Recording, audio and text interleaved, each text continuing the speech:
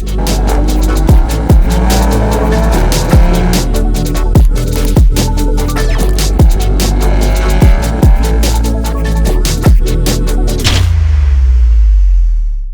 back to the channel, everybody. My name is Adam and this is Vancity Audi. We are back at Racing Greed today to give you some dyno numbers on this TTE777, my built motor, E85, this new 1000 horsepower core intercooler from iRose Motorsport. I know that I've shown you guys the actual beta tune that we have and how we got here with Unitronic. But what we're gonna do today is we're gonna get it on in two different modes. I don't think anyone has done this before with an RS3, but what we're gonna do is we have it on the all-wheel drive setup right now. We're gonna dyno the car as is, just like we did when John from Unitronic was calibrating the software for us. I have my Cyvex all-wheel drive controller to the max, so it's sending a nice distribution of power between the front and the rears on the dyno, and we're gonna see what kind of power we get out of it. Then, once we know that number, we're gonna be switching the car around and putting it in front wheel drive mode only. By pulling that Haldex fuse, we're only gonna be putting power to the fronts like I've done all my previous dynos. So we're gonna be able to make a very, very equal comparison between the front wheel drive dynos I've done in the past to the front wheel drive dyno I'm doing today. One thing I should mention, it is significantly cooler today. I think it's only like 14 degrees right now. It's actually disgusting out here. It's raining on me, but it's Vancouver, so what do you expect? So we might see a bit more power that way. And we've also changed the charge pipe. So on the hot side, going to the intercooler, we have, or not we, Rider Performance has created a custom 2.5-inch piping that is totally round, that goes all the way down. No more of that pancake pipe. So we do have better flow as well. So I don't know how this is gonna turn out. It might be more by a little bit, I don't know, 710 wheel, but we're not sure. That's why we're out here. We're doing these testing to show you guys what this car makes before I get it to the track. Last note I'm gonna make is the last dyno we did. That torque number was all over the place. It was way too high, and I didn't comprehend what Sean was telling me here from Racing Greed at the time, but my RPMs weren't matched in the dyno. And because of that, the torque valuation or value was gonna be off. So I know 100% for certain we are nowhere near the torque levels that we showed last time we were out as we were doing the beta testing in the beta tune with Unitronic. So I'm expecting much, much lower torque numbers today now that we have the RPM value dialed in. How much torque though? I don't know. I'm just excited to find out.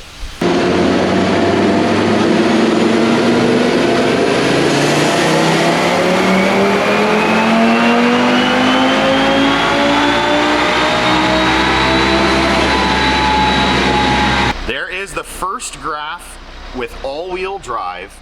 You can definitely notice the little heebity-jeebities in the line as we go. That is the all-wheel drive system compared to front-wheel drive, which gives you that nice, clean pull. But 703 for the wheel horsepower and 609, basically 610 for the torque. Now we have a real value for the torque now that the RPMs are corrected. So we're one run down, 703 and 610. So a few wheel horsepower less than the first time out, but we're gonna do it again. Gonna see if it matches it, if it's a little higher. I always like to do more than one because I want to make sure that this is reading appropriately. And if it gives us a value extremely close to what we got the first time, then we flip it around and run it in front wheel drive.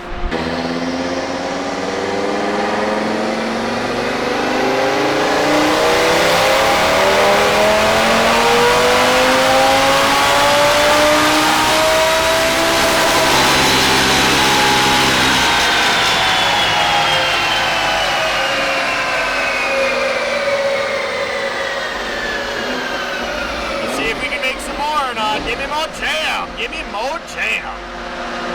Oh, less. Damn it! A little bit hot. All good. Let's get those up. Those are our back-to-back runs with the same setup. Just a little hotter the second time out. Dropped the power just a little bit, but nothing crazy. And those are the curves. Very, very similar in the way they look. So we know the car is running properly. And that is the total that we're going with, 703 and 609.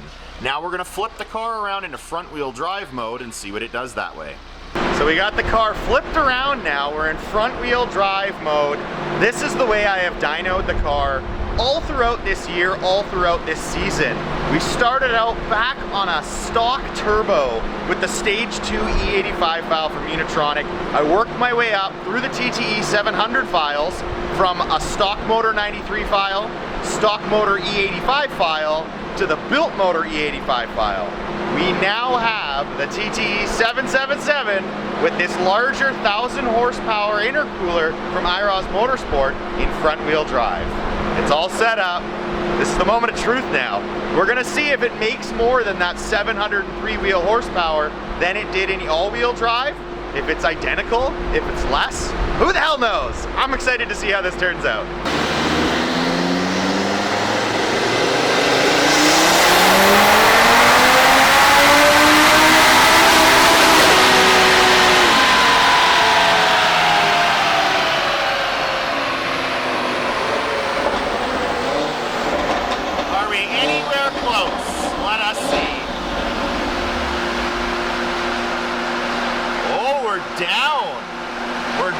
On both front, or not front, on horsepower and on torque. This is going to be interesting.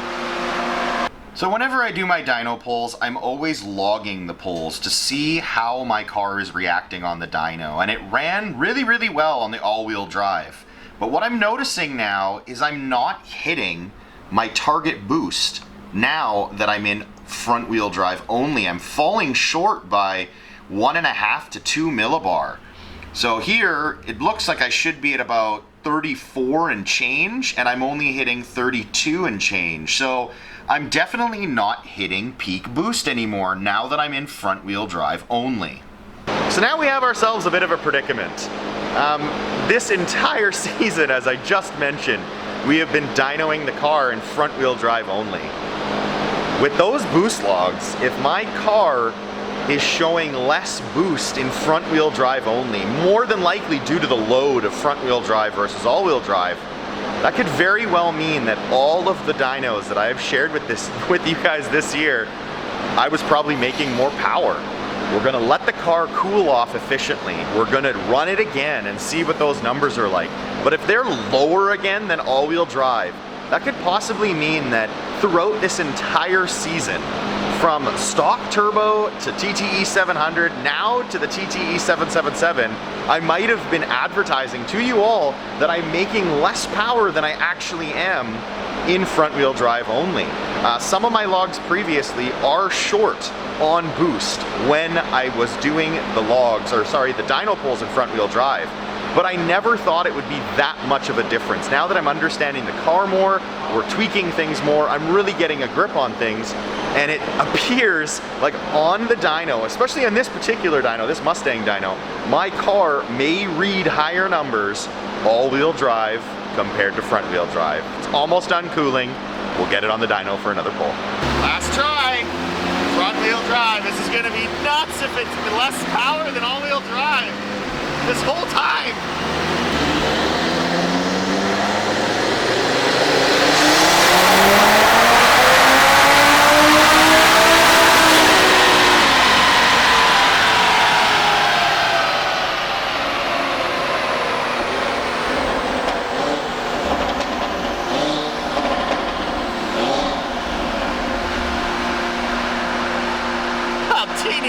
Teeny bit more. That is insane. I make less power in front wheel drive. Here we have the final numbers for you guys.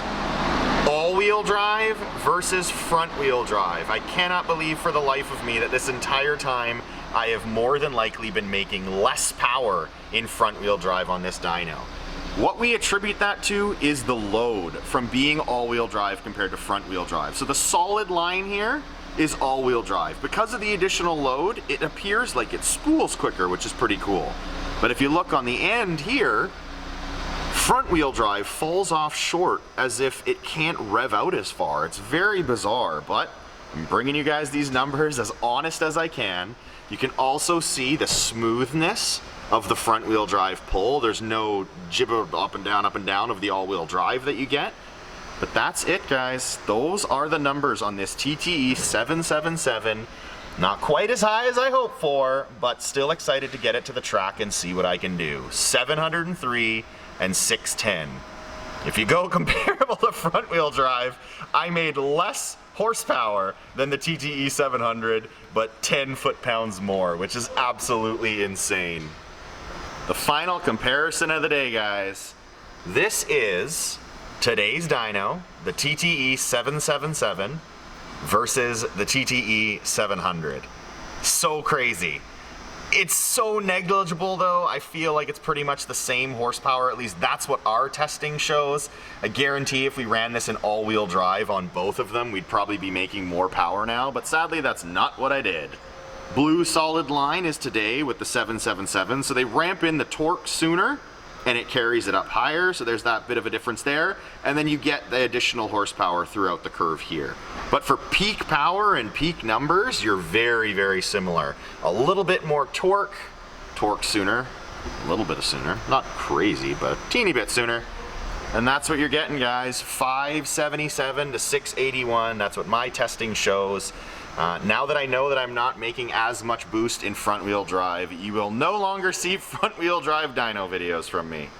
Well, that was a weird day. I gotta admit, guys, I was hoping for more power out of this 777. But to be real with you guys, I'm never going to share false information. I'm gonna share with you what we experience and what we test. The car was not making full boost. We were about, I don't know, 1.5 millibar short of full boost on the 777 on front wheel drive. All wheel drive, it looked like it was hitting almost perfect the target value. So 703 wheel horsepower, all wheel drive. It felt pretty good. It feels like that's how it's supposed to run and that's the power I'm gonna be making. 600 and change for the pounds foot of torque. So I don't know what I'm gonna be able to do at the track. That's not quite as much power as I was hoping for, but I still feel like it's enough to hopefully do a 6, wow. That's another league of racing. A 9.3 on the most perfect of conditions ever and the most perfect of races ever. A 9.2? I'm not sure. I'm gonna go out there and try it and get as many runs in as I can before the end of this season. Thank you so much for watching, guys. I hope you appreciate the amount of effort and time I put in to get you guys these types of numbers here at Racing Greed. A big thanks to the guys here, Tommy, Jaddy, and especially Sean, who does all these dynos for me to make sure they are done perfectly. Thank you all for watching, guys. Until next time, when I see you guys at the track, take care.